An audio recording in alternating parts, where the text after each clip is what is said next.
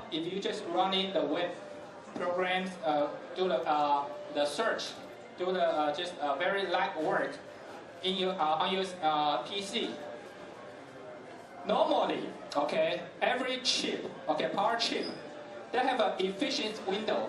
Okay, for example, like if the power chip under this loading, the efficiency is like 90%. Under the different loading, the efficiency could be like up to 98%.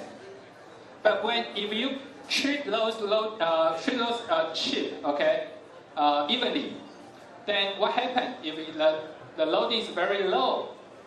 Each chip's efficiency will be low. Okay. So what our engineering design is that when you have a different loading requirement, we calculate the best efficiency window for you, okay, for each chip. So maybe we shut down 1 chip, 2 chip, 3 chip to give the best efficiency for the power solution. So that's why that we can save up to 80% under the different loadings, up to 80%. That's the very amazing power saving, and that's the things that we have to do. Oh, Joe, if your energy saving can reach 80% of the entire energy, I believe that can help our business a lot. Because recently, I had one meeting with one IDC company. According to their study, in terms of the cost of the server machine itself versus the power consumption, you know, they told me within 5-year usage, normally the cost of that power consumption is few times than that machine itself. So if you can save 80%, that means our product will, you know, the cost of our product will be very, very low because we can save the energy, right? Yeah, when we talk about the total cost, we should think about not just the cost of the material, okay, the product, but also the cost of the usage. Yes, we all know in terms of the cost, normally we should consider not only the product purchase cost, but also the so-called total cost of ownership. If you see the total cost of ownership, that consists of 3 parts. One is purchase cost. The second part is operation cost. The third part should be maintenance cost. So now you can save the operation cost. You're right. So, what? I'm sorry. Can you help me go back to the previous one?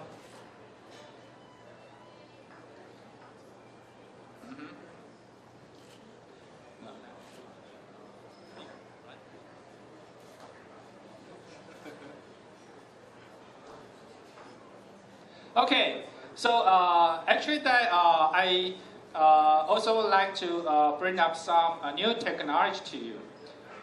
Recently, there is a very hot topic. It's called turbo unlocker. Okay, let's give you a quick look of the turbo unlocker.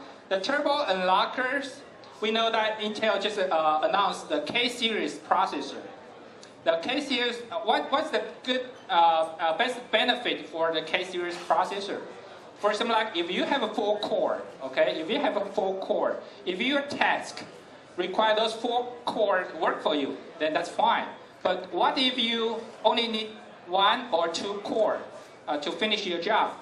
Then what you can do is that you can increase the frequency of those 2 cores because the other 2 cores, they just sit there. They didn't waste the energy. They didn't require the extra power. So you can increase those 2 cores. That's the benefit of the K series. I think everybody should buy it and try it. Okay, but what ASUS does more is that we are not just utilize the Intel's design, but we add extra two frequency steps.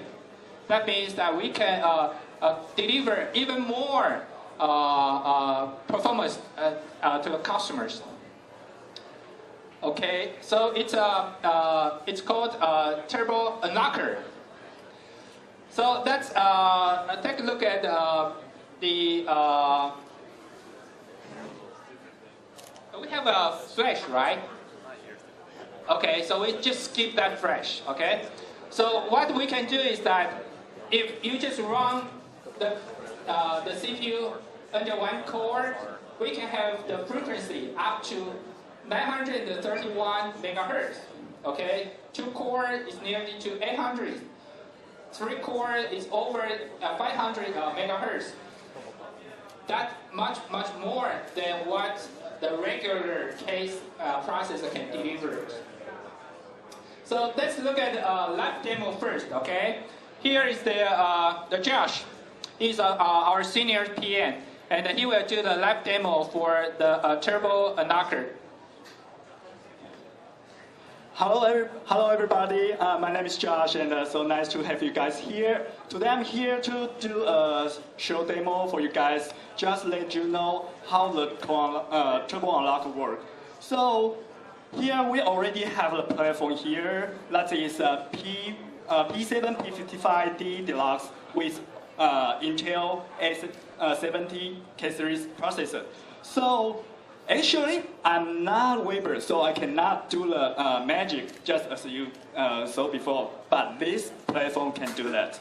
So we just now launched the turbo unlocker. You can see here is a small monitoring gadget that shows a multiplier. Oh, okay. Now it's idle mode, so the multiplier should be just 9. But we use an application which is named SP2004. This application could force the only single core to have a workload. So as you can see, now we just started, and we can see that already have the multiplier have changed. And as well, if we use a very famous benchmark, which is named Super Pi. Okay, we just calculate about 4 megahertz, 4 megabyte. So you can see that,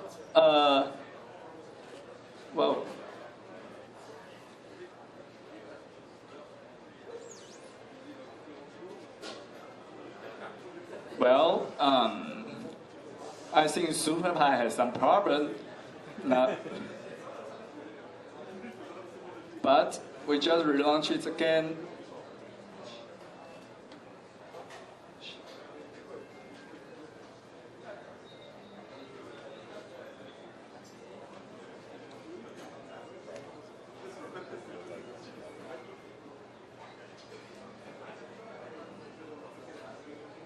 Okay, now it's calculating right now. So you can see the multiplier already changed to 22. And yes, here you can see that multiplier is changed. So this is our turbo unlocker. And sometimes it will also do a dynamically change. So sometimes you can see that the multiplier will go to maybe 27 or 28, 29, something like that. That is our turbo unlocker. So I think there is still a lot of things Joe and Jackie want to share with you. So let's continue. Thank you. Okay, so if you're interested in later on, you can just go over to the stage, and we will do the demo for you. Okay? So Joe, in our booth, we can see there is one very interesting product, or maybe we can say it's a conceptual motherboard design. So-called ROG Immensity. So we built another chip on board, right? So what is the major function for that chip?